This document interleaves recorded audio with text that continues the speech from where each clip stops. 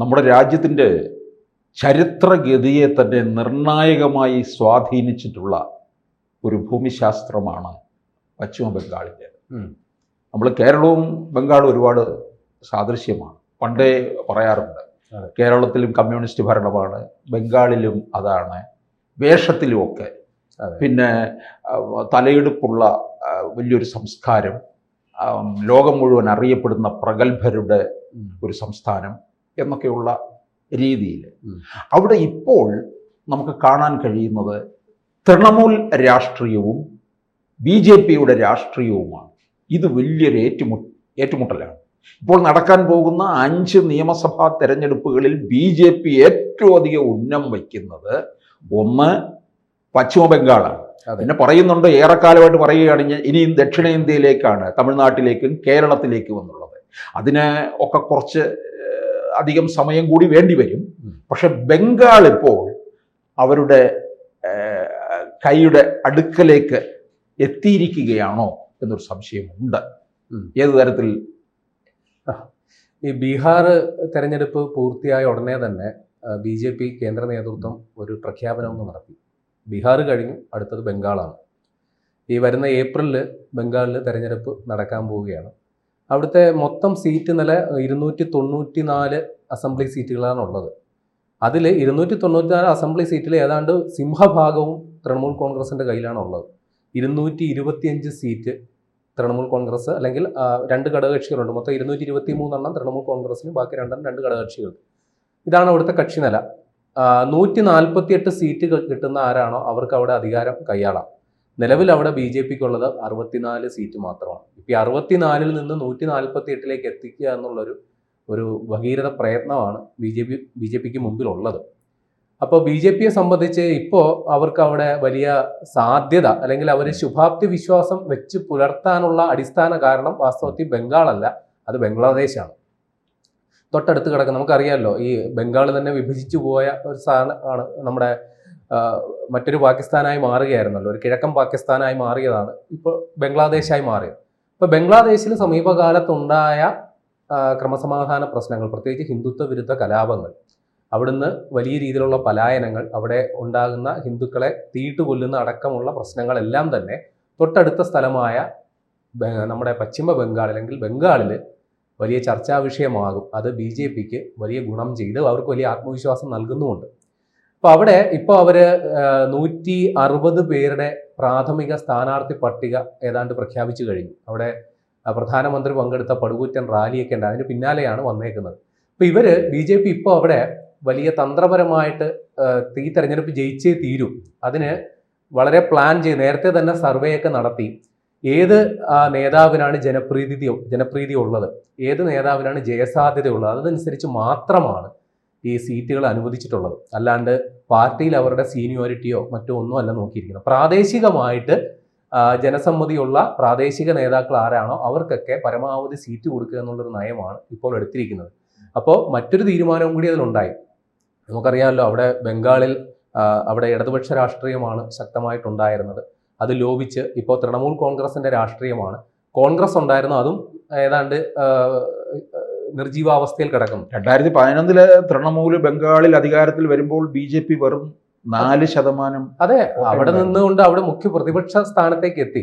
അപ്പോൾ അവർ പ്രതിപക്ഷ സ്ഥാനത്തേക്ക് എത്തുമ്പോൾ മറ്റു പല രാഷ്ട്രീയ കക്ഷികളിൽ നിന്നും അവസരമോഹികളായിട്ടുള്ള പലരും കൂറുമാറിയും മറുകണ്ഠം ചാടിയൊക്കെ വന്നവരുണ്ടായിരുന്നു. അപ്പോൾ ഇങ്ങനെയുള്ളവരെ, കൂറുമാറി വന്നവരെയും മറുകണ്ഠം ചാടി വന്നവരെയൊക്കെ സ്ഥാനാർത്ഥികളാക്കി നിർത്തിയതാണ് കഴിഞ്ഞ തെരഞ്ഞെടുപ്പിൽ വലിയ തിരിച്ചടി ഉണ്ടായത് എന്നുള്ള തിരിച്ചറിവ് അവിടുത്തെ ബംഗാളിലെ BJPക്ക് ഉണ്ട് ഇപ്പോൾ. അപ്പോൾ അതുകൊണ്ട് അത്തരം രാഷ്ട്രീയ പാരമ്പര്യമുള്ള അങ്ങനെ കൊണ്ടുവന്ന് നിർത്തിയാൽ ഒരുപക്ഷെ മറ്റൊരു സാധ്യത കിട്ടിയാൽ മറുകണ്ഠം ചാടി പോകാൻ പറ്റിയേക്കും എന്ന് സൂചനകളുള്ളവരെ പോലും മാറ്റി നിർത്തിക്കൊണ്ടാണ് ഇപ്പോൾ ഈ സ്ഥാനാർത്ഥി പട്ടിക തയ്യാറാക്കിയിരിക്കുന്നത്. അന്തിമ പട്ടിക താമസിയാതെ വരും. ഏതായാലും അവർ തെരഞ്ഞെടുപ്പ് പ്രചാരണ പ്രവർത്തനങ്ങളിൽ സജീവമായിട്ട് പങ്കെടുക്കുന്നുണ്ട്, അല്ലെങ്കിൽ അത്തരം കാര്യങ്ങളുമായിട്ട് മുന്നോട്ട് പോകാൻ തന്നെയാണ് തീരുമാനം. ഇപ്പോൾ സ്ഥാനാർത്ഥി പട്ടികയിൽ വന്ന പ്രമുഖര് ഉറപ്പായിട്ടും പ്രതിപക്ഷ നേതാവ് സുവേന്ദു അധികാരി, അദ്ദേഹം തന്നെയായിരിക്കും അവിടുത്തെ മുഖ്യമന്ത്രി സ്ഥാനാർത്ഥിയായിട്ട് ഉണ്ടാവുക. കൂടാതെ പഴയ അവരുടെ മുൻ അധ്യക്ഷൻ ദിലീപ് ഘോഷ്, അദ്ദേഹവും സ്ഥാനാർത്ഥി പട്ടികയിൽ വന്നിട്ടുണ്ട്. കൂടാതെ നിലവിലെ MP-മാരെ ആരെയും പരിഗണിച്ചിട്ടില്ല. BJPക്ക് അവിടെ നിന്നുള്ള അല്ലെങ്കിൽ അത്തരം സാധ്യതകളുള്ളവരെ ആരെയും പരിഗണിച്ചില്ല. നിലവിൽ സ്ഥാനമാനങ്ങളിൽ ഇരിക്കുന്നവരെ ആരെയും പരിഗണിച്ചിട്ടില്ല. പക്ഷേ ചില മുൻ MP-മാരെ സ്ഥാനാർത്ഥി പട്ടികയിൽ അവരുടെ ജനസ്വാധീനം കണക്കിലെടുത്ത് കൊണ്ടുവന്നിട്ടുണ്ട്. ഇനി ഞാൻ നേരത്തെ പറഞ്ഞതുപോലെ അവിടെ ഹിന്ദുത്വ രാഷ്ട്രീയം വലിയ ചർച്ചയാകുന്നുണ്ട്. അതുതന്നെയാണ് BJPയുടെ തുറുപ്പ് ചീട്ടായിട്ട് മാറാൻ സാധ്യതയുള്ളത്. ഇത് ഇന്നും ഇന്നലെയും തുടങ്ങിയതല്ല. വിഭജന കാലം മുതൽ അവിടെ ഈ ഹിന്ദുത്വ അജണ്ട നടപ്പിലാക്കപ്പെടുന്നു. 1947 വിഭജനം ഉണ്ടായപ്പോൾ, കിഴക്കൻ പാകിസ്ഥാനായിട്ട് അത് മാറിയപ്പോൾ അവിടെ വലിയ രീതിയിലുള്ള പലായനം ഉണ്ടായിരുന്നു. അവിടുന്ന് ഹിന്ദുക്കൾ വലിയ രീതിയിൽ ബംഗാളിലേക്ക് കുടിയേറിയിരുന്നു. അവർ ഏതാണ്ട് 1 കോടിയോളം വരും. അപ്പോൾ ഈ പൗരത്വ ഭേദഗതി രജിസ്റ്റർ നടപ്പിലാക്കിയ സമയത്ത് അവിടെ 2 തരം പൗരന്മാരുണ്ടായി എന്നുള്ളതാണ് ആക്ഷേപമായി വന്നത്. ഈ പറയുന്ന ബംഗ്ലാദേശിൽ നിന്ന് ബംഗാളിലേക്ക് വന്ന ഹിന്ദുക്കളെ ആരും ഇവിടുന്ന് ആട്ടി ഓടിക്കുമെന്നോ അല്ലെങ്കിൽ അത്തരത്തിലുള്ള ഒരു അഷ്വറൻസ് അവിടുത്തെ BJP പ്രാദേശിക നേതൃത്വം അവർക്ക് കൊടുക്കും. നിങ്ങൾക്കൊന്നും കുഴപ്പമൊന്നും ഉണ്ടാകില്ല. പക്ഷെ അവിടെ ഏതാണ്ട് മൊത്തം ജനസംഖ്യയുടെ 26% മുസ്ലിങ്ങളാണ്. അപ്പോൾ അവർക്കിടയിൽ സ്വാഭാവികമായിട്ടും വലിയ ഒരു ഭയം, അല്ലെങ്കിൽ BJP ഞങ്ങളെ വേട്ടയാടുമോ, ഞങ്ങളെ ഇവിടെ നാട്ടി പുറത്താക്കുമോ, അല്ലെങ്കിൽ ഞങ്ങളെ 2ാം തരം പൗരന്മാരാക്കുമോ എന്നൊരാശങ്ക സ്വാഭാവികമായിട്ടും അവിടുത്തെ ന്യൂനപക്ഷത്തിനുണ്ട്. അപ്പോൾ ഇത് തൃണമൂൽ കോൺഗ്രസിന് ഒരു വോട്ട് ബാങ്കാണ്. ഈ 26% വരുന്ന മുസ്ലിം വോട്ടുകൾ ഏതാണ്ട് പൂർണ്ണമായിട്ടും അല്ലെങ്കിൽ BJPയെ അകറ്റി നിർത്തുക എന്നുള്ള ശക്തമായ സാന്നിധ്യം അവിടെ തൃണമൂൽ കോൺഗ്രസ് ആയതുകൊണ്ട് അത് ഉറപ്പായിട്ടും മമതാ ബാനർജിക്ക് വലിയ ശക്തി നൽകുന്നുണ്ട്. അപ്പൊ ഇപ്പോൾ അവിടെ BJP അവിടെ പയറ്റുന്നത് ഈ 26% വരുന്ന ഈ മുസ്ലിങ്ങളുടെ വോട്ട് അത് ഭിന്നിപ്പിക്കുക എന്നുള്ള ഒരു തന്ത്രമാണ്. അപ്പൊ അതിനു വേണ്ടിയിട്ട് അവിടെ ഹുമയൂൺ കബീർ എന്ന് പറയുന്ന ഒരു താരൻ അവിടെ ഉദിച്ചു കഴിയും. ഈ ഹുമയൂൺ കബീർ BJPയുടെ രഹസ്യ ഏജന്റാണ് എന്നാണ് ആക്ഷേപം വന്നേക്കുന്നത്. കാര്യം ഇദ്ദേഹം തൃണമൂൽ കോൺഗ്രസ്സുകാരനാണ്.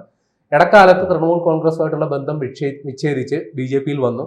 പിന്നെ BJPയായിട്ട് വേണമെങ്കിൽ വീണ്ടും തൃണമൂൽ കോൺഗ്രസിൽ പോയ ഒരു കക്ഷിയാണ്. ഇദ്ദേഹം അവിടെ ബാബറി മസ്ജിദ് ഉണ്ടാക്കാൻ ശ്രമങ്ങൾ നടത്തിക്കൊണ്ടിരിക്കുകയാണ്. അപ്പോൾ അദ്ദേഹം അതുകൂടെ പറയുന്നുണ്ട്, തൃണമൂൽ കോൺഗ്രസുമായിട്ട് എനിക്ക് യാതൊരു ബന്ധവുമില്ല. അദ്ദേഹം അവിടെ തെരഞ്ഞെടുപ്പിൽ മത്സരിക്കാനും പോകുന്നുണ്ട്. അപ്പോൾ ഒരേ സമയം അദ്ദേഹം ഒരു മുസ്ലിം ഒരു വിഭാഗത്തെ പ്രതിനിധാനം ചെയ്യുന്നു.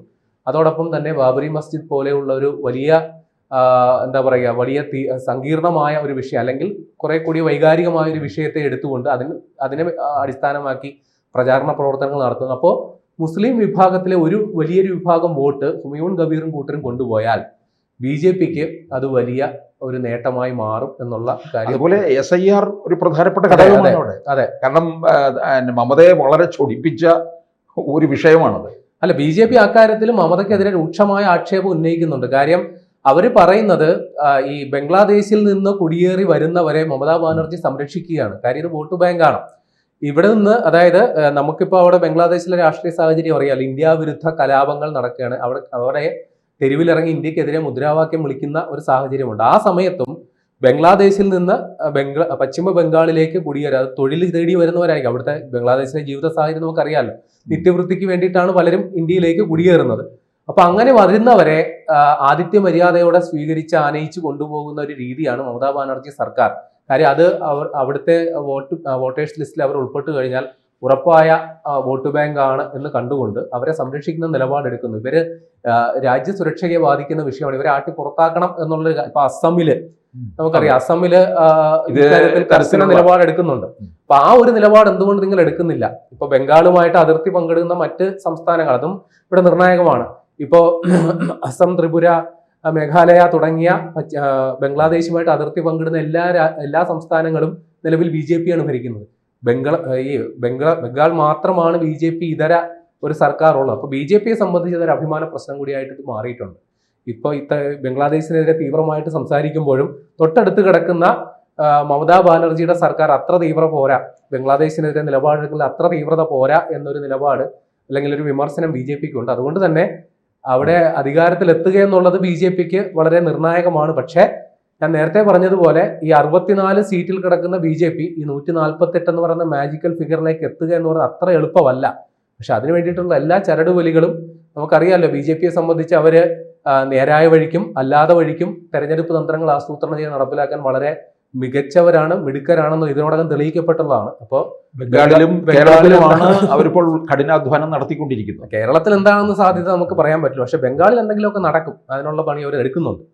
കൂടുതൽ വാർത്തകളും വിശേഷങ്ങളും നിങ്ങളിലേക്ക് എത്താൻ ABC മലയാളം സബ്സ്ക്രൈബ് ചെയ്യുക, ബെൽ ബട്ടണും അമർത്തുക.